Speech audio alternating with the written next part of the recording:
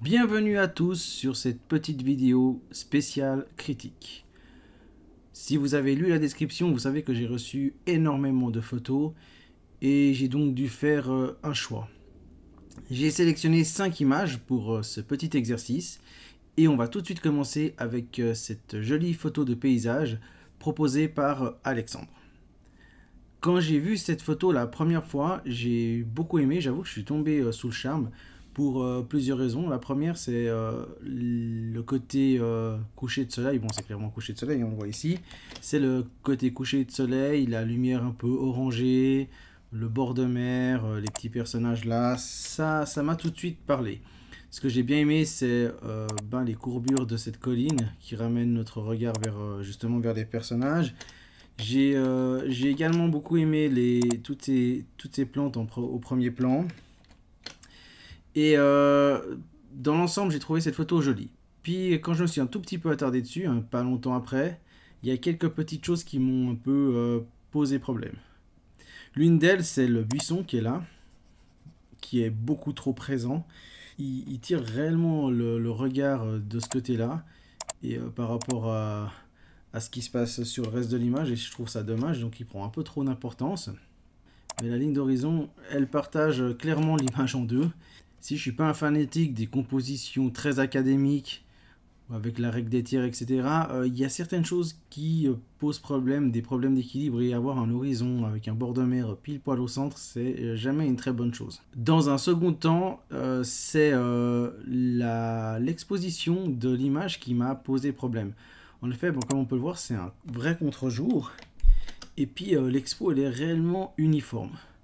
Alors ça vient très certainement du fait que l'auteur, quand il a pris cette photo et puis qu'il l'a exportée sur son ordinateur, il ne devait pas avoir ce rendu-là. Et puis j'imagine très volontiers qu'il était sur Lightroom ou DxO, un programme du genre, pour rehausser les ombres. Et puis ce qui fait qu'au final, on a perdu réellement cette lumière de coucher de soleil. C'est une lumière trop uniforme, on sent que c'est un coucher de soleil parce qu'on le voit, mais la lumière ne nous le fait pas ressentir.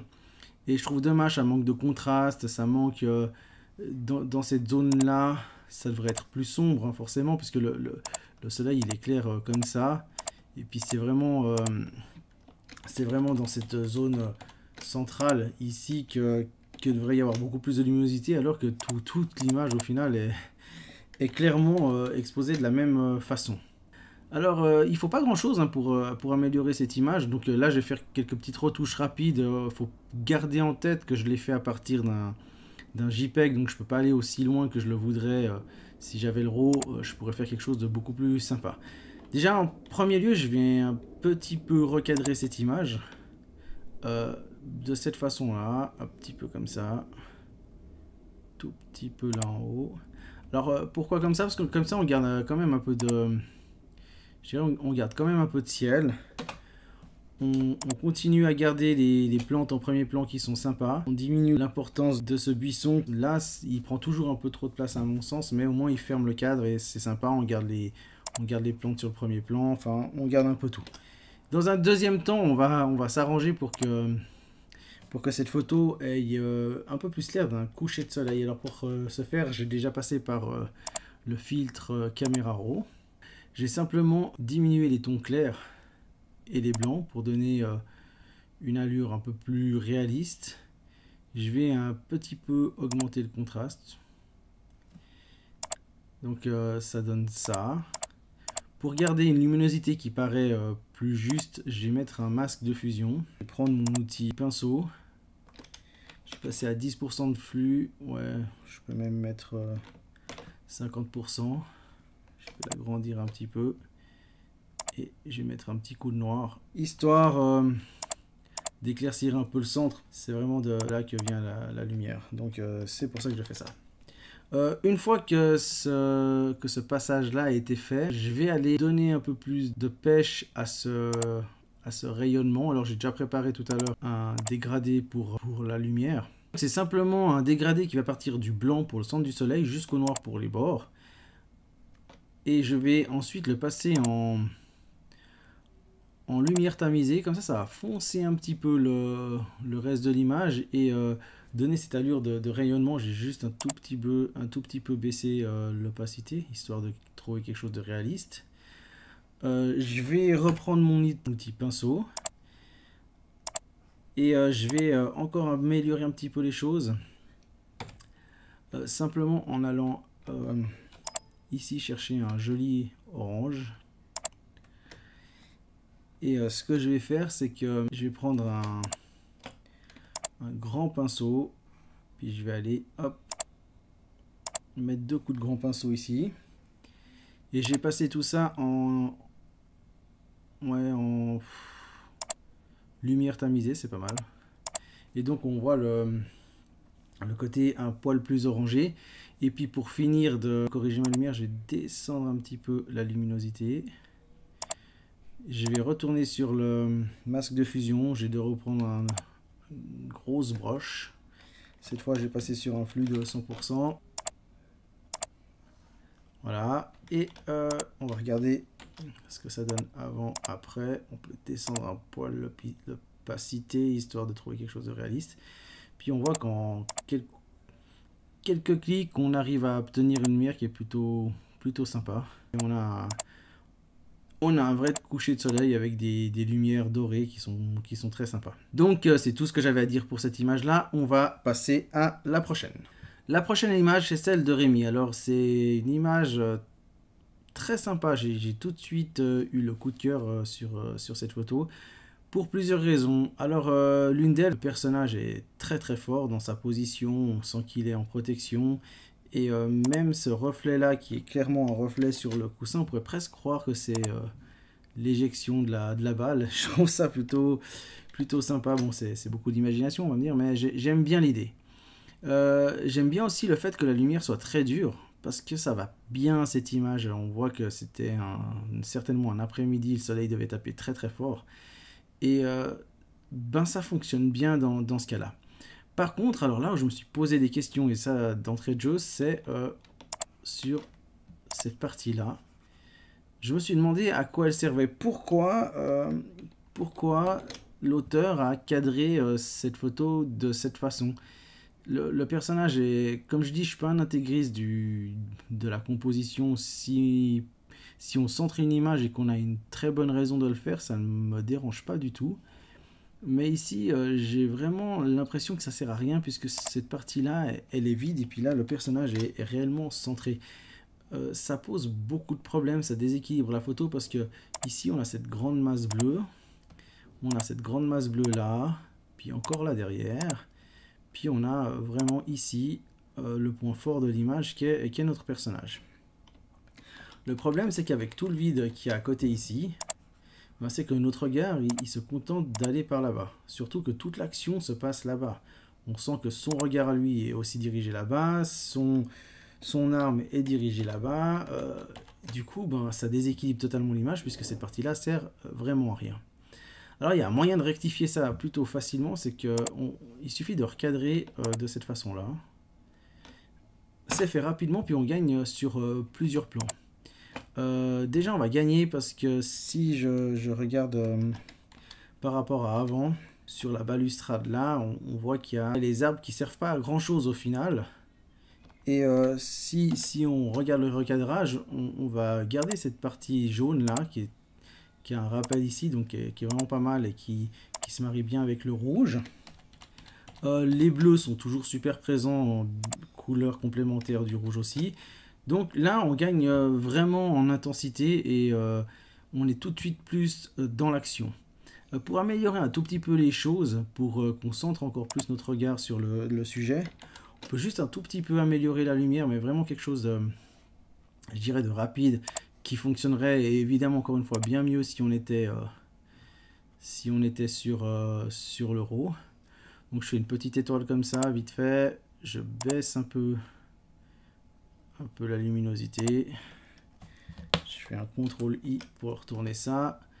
Je vais dans les filtres. Je prends un flou gaussien. Donc je m'arrange pour... là on voit clairement la délimitation. Puis je m'arrange pour que juste qu'elle ne se voie plus. Ok. Je double calque. CTRL-I pour inverser. Je retourne sur les propriétés, mais cette fois, je vais un peu dans l'autre sens, un tout petit peu. CTRL T pour agrandir le calque.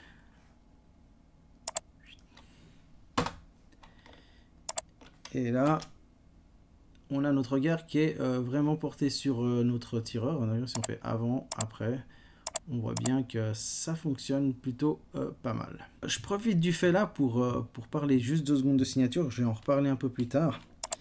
Mais là, notre cher Rémi, il a mis une signature. Je ne sais pas pourquoi les gens mettent une signature. Je vais juste montrer que ici, alors je passe, il faut vraiment, vous allez voir, il faut quelques secondes. Édition, il faut que je me mette sur le bon calque. Édition, remplir, contenu pris en compte. Ok, salut. La signature est disparue, puis elle est disparue plutôt de façon propre, hein, en 2 clics. Donc, au final, c'est dommage de mettre une signature. Déjà, ça ne protège pas, comme je viens de le montrer. On voit clairement qu'on peut la virer, mais à part ça, ça tire le regard en bas de l'image pour rien. Pour cette photo-là, je crois que j'ai dit tout ce que j'avais à dire. On va donc passer à la prochaine. La prochaine photo, c'est celle de Ma. J'espère que je prononce bien son nom, Ma. Et il y a beaucoup de choses qui m'ont plu dans cette image et beaucoup de choses qui m'ont pas plu. C'est une photo qui est pour moi un étrange contraste entre une belle réussite et tout ce qu'il ne faut pas faire finalement dans une photo aussi travaillée. Alors commençons par les points positifs parce qu'il y a quand même beaucoup de points positifs. Si le maquillage n'est pas le plus extraordinaire du monde, parce qu'il se voit un petit peu que c'est du maquillage, je le trouve plutôt bien maîtrisé. La composition, je parle vraiment de la composition du personnage avec cet angle-là, je trouve vraiment sympa. Ici, la diagonale pour la batte de baseball, c'est très bien pensé. On va dire que la lumière est plutôt bien gérée. C'est une lumière assez simple, hein, dans l'ensemble. Pour les compliments, je vais m'arrêter là parce que bonne composition, voilà, bonne lumière, maquillage plutôt sympa. Et puis au final, on arrive sur une photo qui fonctionne pas. Et pourquoi? Puis au début, je me suis un peu posé la question, puis il y a plein de petits éléments qui font que ça fonctionne pas. Et qui prouvent que sur une photo vraiment scénarisée, cette jolie dame, qu'est-ce que c'est? C'est une dame qui s'est battue contre des zombies ou autres créatures horribles, hein, parce que pour faire des traces pareilles, j'imagine que la bête qui a fait ça ne doit pas être petite. Donc est-ce que c'est une dame qui se bat pour sa survie? Ou est-ce qu'au contraire c'est une morte vivante qui se promène dans les rues, mais le fait qu'elle ait une batte, on a plus l'impression que c'est une guerrière. Puis c'est justement là que ça pose problème, parce que c'est pas un monstre. Bon, on le voit assez clairement, hein, elle est plutôt jolie même. Et elle est très fortement blessée, mais alors elle a une pose. Waouh! Genre limite, elle poserait pour vous enlever tout le rouge, vous laissez le t-shirt blanc et les jeans comme ça, puis vous marquiez sport illustré et elle faisait la couve. Je veux dire, c'est juste abusé. Elle a une pose, pas de fille qui vient de sortir de la guerre, elle a une pose d'une gonzesse qui va paraître en une d'un magazine. Ça ne correspond absolument pas au scénario qu'on a sous les yeux. C'est un oxymore visuel. Ça fonctionne pas. Déjà là, il y a ce gros problème, c'est que le maquillage est bien réussi, l'éclairage est pas mal, puis là on se retrouve face à un scénario qui ne tient pas la route. Mais c'est même pas que le scénario tient pas la route, c'est qu'en fait il n'y a pas de scénario. Parce que c'est quoi le fond? Alors on devine qu'il y a quelque chose là, c'est un peu plus clair. Puis là c'est noir foncé. Donc on ne sait pas où elle est. Elle peut être dans un studio, elle peut être dans un garage, elle peut être à l'extérieur dans une forêt, on ne sait pas. On ne la situe pas. On voit qu'elle a des blessures, mais même si je zoome un peu sur son visage, elle n'a pas l'air plus...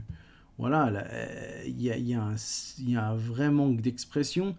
En plus, on voit qu'un seul de ses 2 yeux, ce qui est finalement vraiment dommage du fait que si je pousse le regard, on se rend compte que son œil là et son œil là, elle nous regarde pas en fait.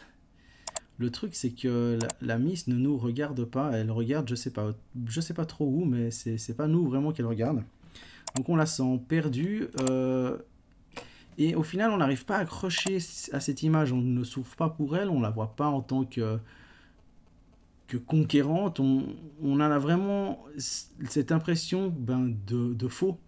Et même de fait, la qualité du maquillage qui est plutôt bonne à la base, devient vite surfaite du fait qu'il n'y a pas de scénario.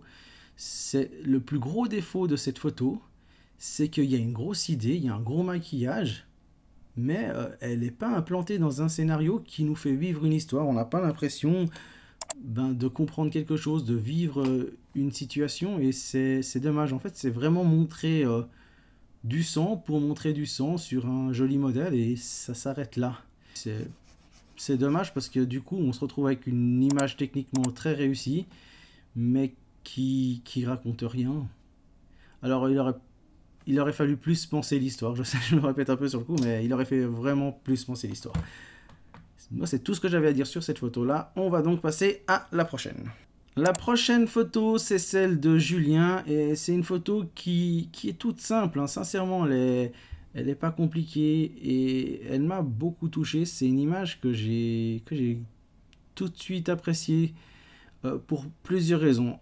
Déjà, le noir et blanc est un beau noir et blanc. Il y a des noirs, il y a des blancs, mais il n'y a pas de zones clairement bouchées ou de zones clairement cramées. On voit aussi une très jolie gestion de la profondeur de champ. Donc si on va par là, on voit assez clairement que la petite puce elle est nette, et puis que plus on va en avant et plus ça devient flou, mais on a quand même une bonne lecture des deux personnages qui sont là, qui sont sur un chemin. Donc un chemin qui part par là, c'est important, vous verrez pour la suite. Donc c'est très sympa. Il y a aussi le petit sac cahier qui répond au panneau ici. Ça c'est bien, ça donne du cachet à notre photo. Ça raconte une histoire. On comprend que la petite puce, elle a été faire une visite. Elle est certainement très contente, le sac plein de chocolat. Puis c'est là qu'arrive le problème. Parce que si cette photo est très sympathique dans l'ensemble, superbement composée, hein, je veux dire, on voit la puce qui est là, on voit les personnages qui sont sur le fond ici, c'est très bien. Il y a le panneau qui est là, on a un bon rappel, on a une belle ligne de force sur la diagonale. C'est très bien. Mais dans toute cette composition, il y a un élément qui perturbe. C'est que la petite puce qui doit avoir, allez, quoi, 2 ans et demi, 3 ans et demi maximum, moi je pense 2 ans et demi plus. Elle regarde par là. Alors elle regarde vers le passé, hein, très clairement.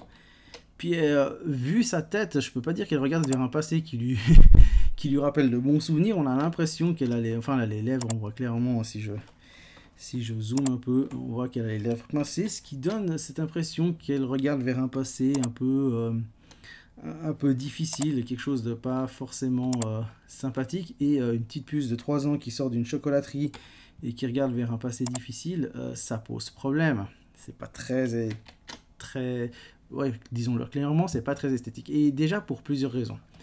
Quand on entre dans l'image, on entre par ici dans l'image. Donc ça c'est sûr, on va suivre la ligne de force de l'arbre.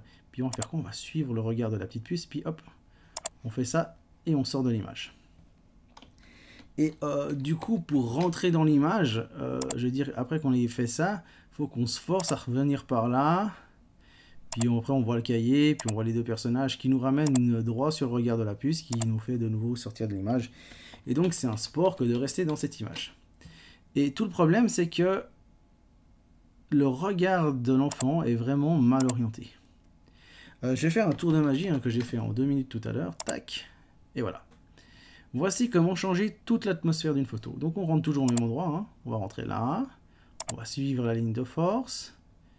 Et puis on va suivre le regard de la puce qui regarde par là-bas, qui nous mène droit vers le panneau cahier, qui nous mène droit vers les personnages, qui nous mène droit vers le sac, qui par la main nous ramène vers le regard.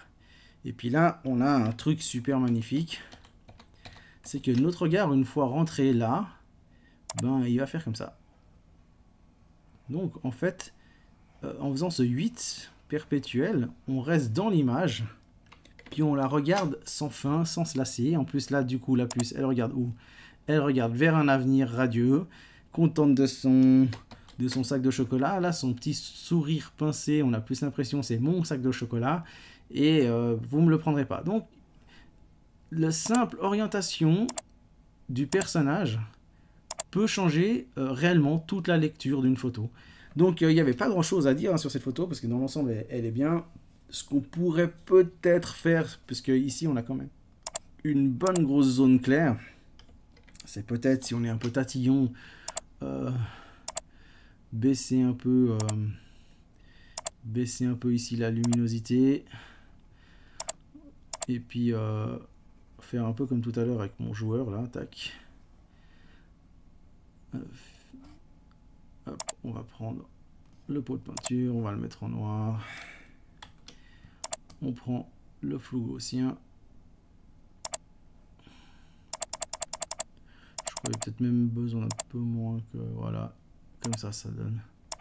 Voilà, on centre un peu plus le regard sur la petite puce et je trouve ça sympa.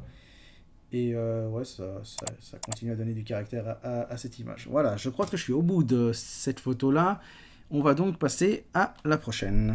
La prochaine photo, c'est celle de Roger, et je dois avouer que j'ai tout de suite été sous le charme de cette image, et ceci pour plusieurs raisons.